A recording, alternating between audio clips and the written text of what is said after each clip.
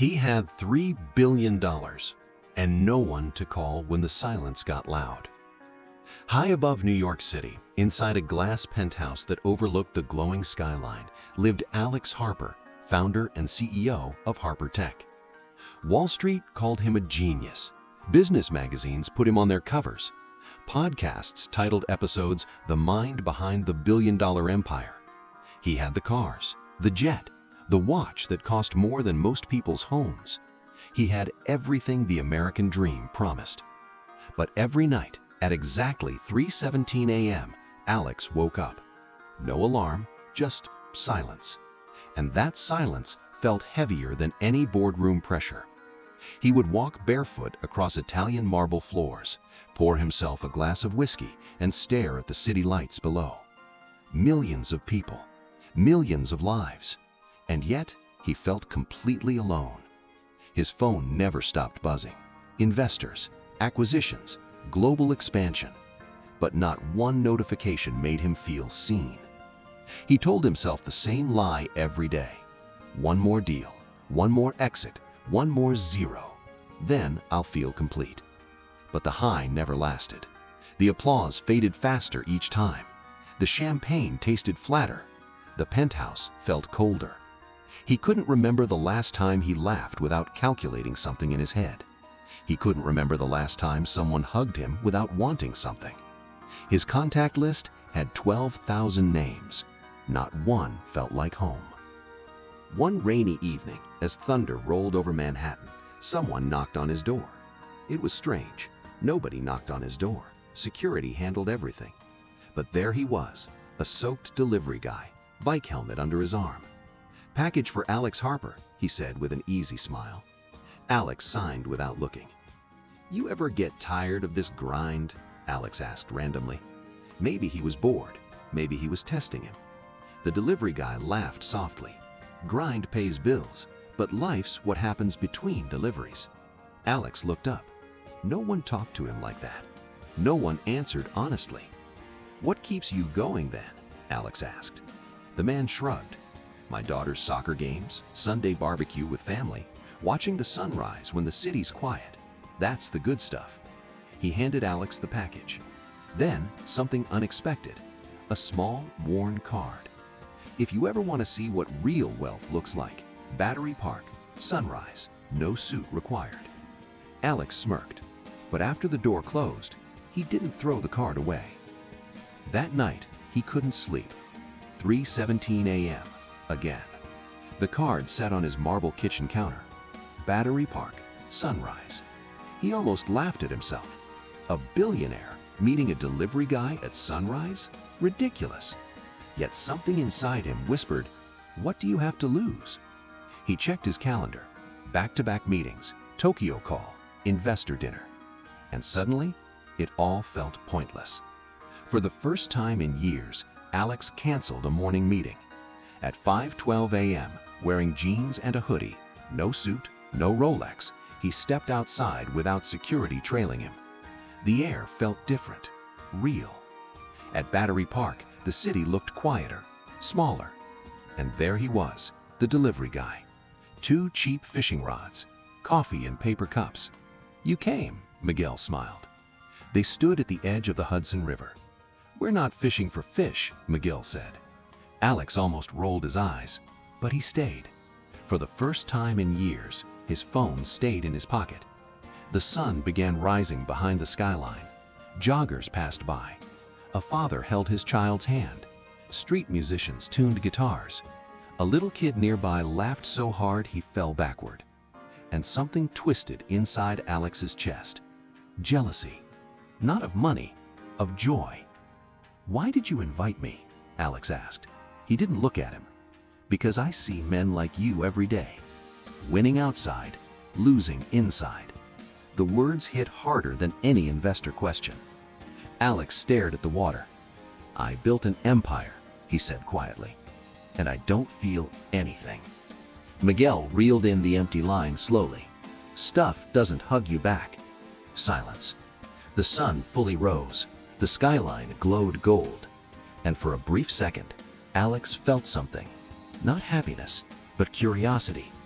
What if there's more than this? Miguel picked up the rods. Come with me this weekend. No agenda, no networking, just life. Alex hesitated. His empire didn't pause for weekends. His calendar didn't allow randomness. His identity didn't allow vulnerability. But the emptiness? It was getting louder. Fine, Alex said, just once, just to prove there's nothing missing. But as Miguel walked away, he added something that lingered in the air. You might discover what your empire cost you. And that sentence followed Alex all the way back to his glass tower. That night, 3:17 a.m., again. But this time, he didn't pour whiskey. He stared at his reflection in the window. For the first time in years, he didn't see a genius. He saw a tired man. And somewhere deep inside, a question began forming. What did I sacrifice to build this? Alex almost canceled. 3 times. Saturday morning, his calendar looked empty, but his mind didn't. Emails stacked up, investors waiting, markets moving. His assistant texted, "Board wants confirmation for Monday acquisition." His thumb hovered over the reply. Then he locked the phone. For once, the world could wait. Miguel picked him up in an old pickup truck that smelled faintly of gasoline and coffee. No driver, no security, no tinted windows, just wind. They drove into Queens, not the luxury high-rises Alex invested in, the real neighborhoods. Street vendors setting up carts, kids chasing each other between parked cars, music playing from open apartment windows. They stopped at a community park. Half the playground had been damaged by a recent storm. Volunteers were already there. Families, teenagers, older men with toolboxes. No press, no sponsors, no LinkedIn posts. Just people fixing something broken. Miguel handed Alex a pair of gloves. "You good with a hammer?" Alex stared at them.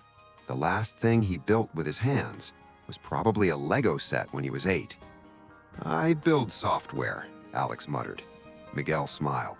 "Today, you build something that laughs." At first, Alex felt stupid. He didn't know where to stand, didn't know who to talk to. Nobody recognized him. No one cared who he was. And for the first time in decades, he wasn't the most important person in the room. A little girl walked up holding a broken swing chain. "Can you fix it?" she asked him. Not Miguel, him. Alex looked at the chain, then at her hopeful eyes. I think so." He didn't, but he tried. His fingers slipped. His back started hurting. Sweat soaked through his hoodie. The little girl waited, patient, trusting. And when the swing was finally reattached, she tested it once, twice. Then she flew forward laughing. Pure, unfiltered joy. She didn't say thank you. She didn't need to. That laugh did something strange to him. It filled a space he didn't know was hollow. Later that afternoon, they sat on the curb eating grilled corn from a street vendor. No reservations, no wine pairing, no Michelin star. Just smoke, spice, and sunlight. "You're quiet," Miguel said. Alex stared at families gathered around picnic tables. "I missed my nephew's birthday last year," he said suddenly. "Big product launch." Miguel nodded. Alex kept going. "I missed my father's surgery too. Sent flowers." The words tasted bitter. "I told myself I'd make it up to them later." Miguel didn't judge, didn't interrupt. "Later is expensive," he said softly. Alex felt something tighten in his chest. That night, instead of returning to Manhattan, Miguel convinced him to stay. Camping upstate. No penthouse, no Wi-Fi, just trees and open sky. Alex almost panicked when his phone lost signal. "What if something happens?" he asked. Miguel looked at him carefully. "What if nothing happens?" Silence. They set up tents, built a small fire. Other campers nearby laughed, shared stories, passed around marshmallows. As night fell, the sky exploded with stars. Real stars, not city reflections. Alex lay back on the grass. He couldn't remember the last time he looked up without thinking about valuation. "You ever scared of losing it all?" Alex asked. Miguel didn't answer immediately. I lost something more important once. Alex turned. Miguel stared into the fire. I built a small business years ago, grew fast, worked non-stop. Alex felt a strange familiarity. My daughter took her first steps while I was on a conference call. The fire cracked. I watched the video later. Miguel swallowed. My wife stopped asking me to come home early. Eventually, she stopped asking for anything. Alex felt his chest tighten. A heart scare woke me up, Miguel continued. Doctor said stress was killing me. And? Alex asked quietly. I stepped away, sold the business, simplified. Was it worth it? Alex asked. Miguel looked directly at him. Every single sunset since. The fire burned lower. The campers nearby went quiet. Wind moved through the trees. Alex stared at the flames.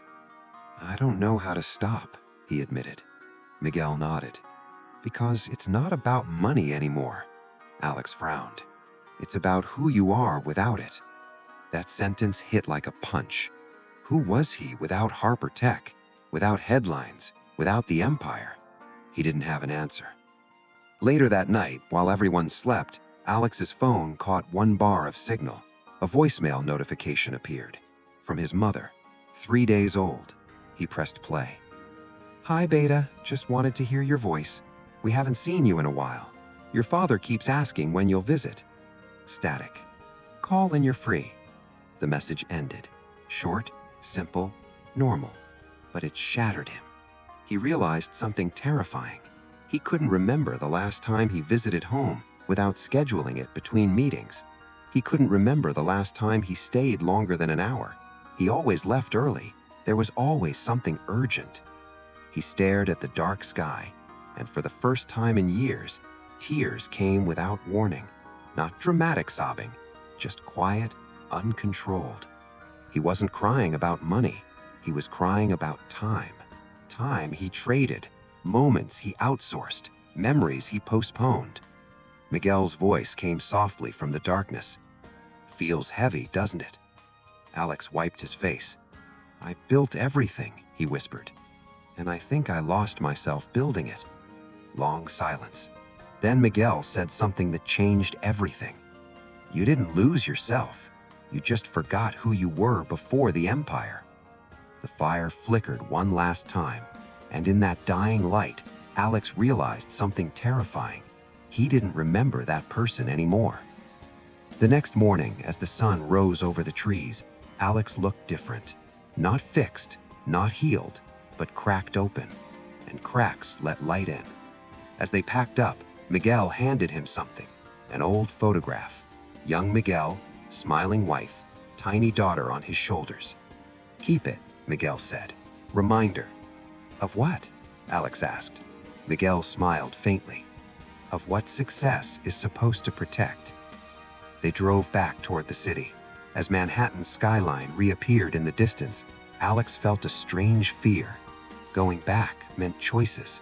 Going back meant change, and change meant risk. His phone buzzed non-stop again as signal returned. Market shift, investor pressure, acquisition opportunity, and one message from his assistant. Emergency board meeting, they need you. Alex looked at Miguel, then at the skyline, then at his phone. For the first time ever, he didn't know which life he wanted more, and that uncertainty scared him more than losing billions. The skyline of New York City looked different that morning. Not smaller, not less impressive, just louder. As Miguel's old pickup disappeared into traffic, Alex stood outside his glass tower staring up at the building that had consumed half his life. Harper Tech, his empire, his identity, his shield, his excuse. His phone vibrated again. Boardroom, 9 a.m. sharp. He checked the time, 8:59. The elevator ride felt longer than usual. Mirrored walls reflected a man he barely recognized. No suit today, just a simple navy shirt. No Rolex, no armor. When the doors opened, 12 executives were already seated. Polished table, Wall-sized screens glowing with projections. Graphs rising, profits soaring. Alex, the CFO began immediately, we have a chance to acquire Nexora. If we move now, we dominate Asia within 18 months. Another voice added, this could double valuation. Triple in 5 years. All eyes on him. This was the moment he used to live for, the hunt, the expansion, the applause that followed. But today, the numbers looked different. Cold. Flat. Alex, the chairwoman pressed. He cleared his throat. What happens if we don't? Silence. Confusion. We fall behind, someone snapped. Competition won't wait. And neither does the market. Alex leaned back slowly. And what happens if we slow down? Now the room shifted. The COO frowned. That's not how you built this company. There it was. Not a question, a warning. Images flashed in his mind. The little girl on the swing, Miguel's daughter in the photograph, his mother's voicemail, the fire crackling under open sky. Then another memory surfaced, one he hadn't visited in years. Himself at 22, coding in a tiny apartment. Ramen noodles. Big dreams. Back then, he didn't want billions. He wanted freedom. Somewhere along the way, freedom turned into obsession. Gentlemen, Alex finally said, we're not acquiring Nexora. The room erupted. What? Are you serious? This is emotional decision-making. No, Alex said calmly. This is strategic. He stood. We've been running at 100% for 15 years. We've lost people, burned people out. I've burned myself out. The CFO leaned forward. Investors will panic. Let them ask questions, Alex replied. The chairwoman's voice was ice. You built this empire on aggression. Alex nodded. And I forgot why. The room went quiet again. He walked toward the screen and shut it off. The glowing numbers vanished. From today forward, HarperTech changes pace. Gasps. We cap weekly executive hours. Shock. We implement mandatory vacation minimums. Disbelief. We allocate 10% of company profits to community projects. Outrage. This is corporate suicide, someone muttered. Alex smiled faintly. No, this is survival. By noon, the market reacted. Stock dipped. News outlets speculated. Is Harper losing his edge? Has the genius gone soft? Headlines started forming narratives before he even finished lunch. His assistant rushed in. Investors want reassurance. Schedule it, he said. But his voice wasn't shaking. That surprised him. Later that afternoon, he stood alone in his office.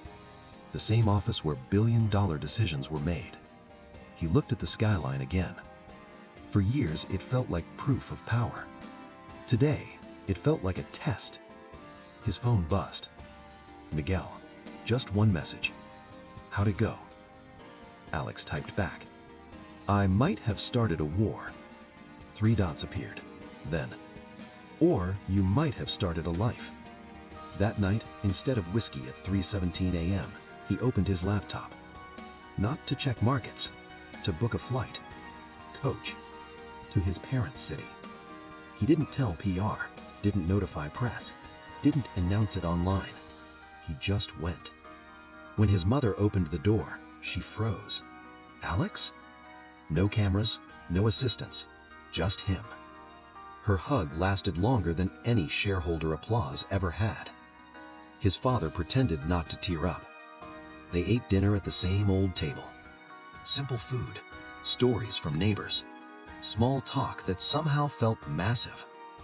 At one point, his father said quietly, "We were proud of you before the money." That sentence hit harder than any boardroom challenge. Back in New York 2 days later, consequences waited. Stock volatility, analysts questioning leadership, an aggressive investor requested emergency review. The empire was shaking. And for the first time, Alex wasn't sure if he could hold both worlds together. His assistant entered carefully. There's a group of senior executives considering resignation. He nodded slowly. If they leave, the empire destabilizes. If he reverts, he loses himself again. That was the real choice. Empire or life. And this time, he couldn't pretend they were the same. That evening, he walked through the city alone. No driver, no security. He passed people laughing outside restaurants, street musicians playing saxophone, a couple arguing, then laughing mid-argument. Real life. Messy. Alive. His phone rang. Board chair. He answered. "You have 48 hours to clarify direction," she said coldly, "or we call for leadership vote." Click. The line went dead. 48 hours. To decide who he really was. The empire's architect, or the man rediscovering himself. He stood at a crosswalk watching traffic blur by. For years he feared losing everything. Now he feared losing the wrong thing. That night he met Miguel again at Battery Park. Same spot, same water, different man. "They're going to push you out," Alex admitted. Miguel nodded. "Maybe.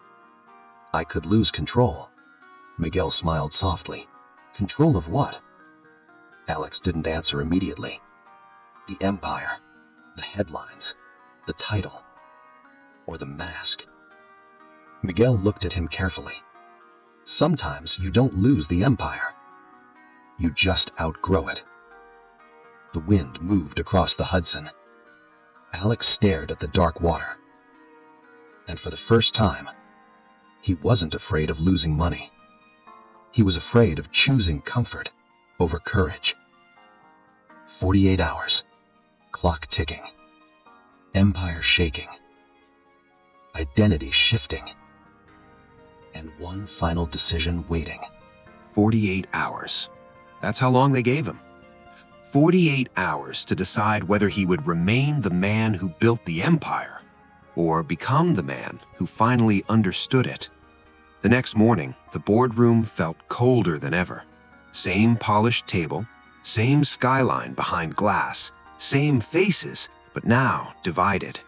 Some avoided eye contact, some stared like sharks sensing blood. The chairwoman spoke first. "Alex, investors are concerned. The market is reacting. Your new direction lacks aggression." Aggression. That word had built everything. Alex stood calmly. "For 15 years, we've optimized growth," he said. "We've optimized profit. We've optimized dominance." He paused. "But we never optimized life." A murmur moved through the room. The CFO leaned forward. "Life doesn't appear on quarterly reports." Alex nodded slowly. "Exactly." Silence. He walked to the center of the room. "When I started HarperTech, I wanted freedom. Somewhere along the way, growth replaced purpose, expansion replaced meaning." He looked around the table. "And I won't build a company that costs people their families." A board member snapped. "This isn't a charity." "No," said Alex evenly. "It's a company run by human beings." Votes were cast that afternoon. Tension suffocated the air. In the end, the decision wasn't dramatic. It was corporate. They didn't fire him. They diluted him. His voting power reduced. Operational authority limited. A shared leadership structure. Translation: you can stay, but you're not fully in control anymore. Years ago, that would have destroyed him. Today, he felt something unexpected. Relief.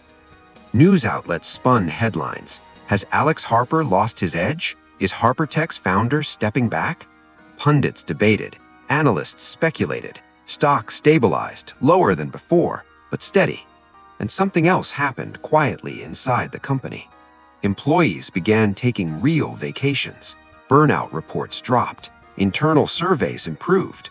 Productivity didn't collapse, it recalibrated. But Wall Street didn't celebrate moderation. It celebrated dominance. And Alex understood something clearly now. The market rewards scale. Life rewards presence. One evening, months later, Alex returned to Battery Park, the same place it began. He didn't text Miguel, didn't know if he'd show. He simply stood at the water's edge, sunset instead of sunrise. The skyline glowed gold, and for the first time in years, he wasn't calculating anything. No exit strategy, no acquisition target, just breathing. Footsteps approached. "Miguel." "You look lighter," Miguel said. Alex smiled, not polished, not strategic, real. "I lost control," Alex admitted. Miguel shrugged. "Of the company?" Alex shook his head. "Of the illusion." They stood quietly. A father nearby lifted his daughter onto his shoulders. The same pure laughter Alex once envied. But this time, he didn't feel jealousy. He felt possibility. Life didn't turn into a movie montage. He didn't sell the empire overnight. He didn't donate everything and disappear. Change was slower than that, but it was deliberate. He capped his own income beyond a certain point and redirected the rest toward community programs. He started mentoring founders, not about scaling fast, but about scaling wisely. He took random Wednesdays off. He visited his parents monthly. He hosted small dinners with no business talk allowed. He learned to cook, burned the first 3 attempts, laughed about it, actually laughed. Years passed. The empire remained large, just not infinite. HarperTech didn't become the biggest company in tech. It became one of the most stable. And stability doesn't trend on social media, but it sustains. At a global conference, a young entrepreneur approached him. "You used to be the most aggressive founder in the industry," she said. "What changed?" Alex thought for a moment, then answered, "I realized I was building a company to afford a life I didn't have time to live." She blinked. "So, are you still rich?" He smiled. "I have less money than I once wanted." He paused. "But I have more mornings, more sunsets, more phone calls returned, more dinners without checking notifications, more people who know me, not my net worth." He looked at her carefully. "Money compounds," he continued, "but so do memories. Choose carefully what you're investing in." That night, back in his apartment high above New York City, he stood at the window again. Same skyline, same lights, but no whiskey. No emptiness. His phone buzzed. Not investors. A message from his mother. "Your father says he's proud of the man you're becoming." Another message. Miguel sent a photo. His daughter scoring a goal in soccer. Caption: "Real dividends." Alex smiled. And for the first time in 15 years, 3:17 a.m. passed without him waking up. Here's the truth. No billionaire magazine will print. The empire was never empty. He was. Success isn't the enemy. Obsession is. Growth isn't the problem. Forgetting why you're growing is. The American dream isn't broken. It's incomplete. It promises houses, cars, valuations, but it whispers nothing about presence, about time, about sitting with someone you love and not checking the clock. So ask yourself, are you building something that feeds your ego? Or something that feeds your soul? Because one day, the market will stop applauding, and you'll be left alone with what you actually built. The question is, will it hold you back or hold you together? Alex Harper still runs a company, but he no longer runs from himself. And that was the real acquisition.